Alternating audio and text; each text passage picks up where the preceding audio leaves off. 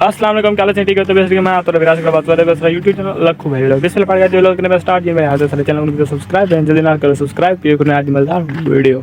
ते व्लॉग आज बना पे दूजा सेकंड व्लॉग है ते मैं आज मेरे व्लॉग का टाइटल है मैं ना आज आप दिखाना घर का व्यू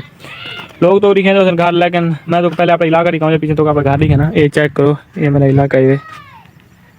सारा जंगल है ना समझो देहाती माहौल है माशाल्लाह अच्छा माहौल है ये सारे घर रास्ता आंदे ये सामने सड़क टपदी हुई है ते सामने सारा घर दे रास्ता आंदे अभी कच्चा पक्का क्या नहीं करा दे सामने माशाल्लाह मेरा घर का व्यू है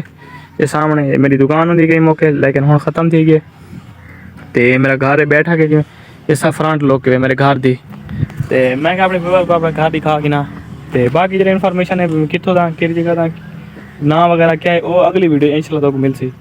ते भैया मैं न्यू क्रिएटर ना प्लीज़ मैं सपोर्ट करे सो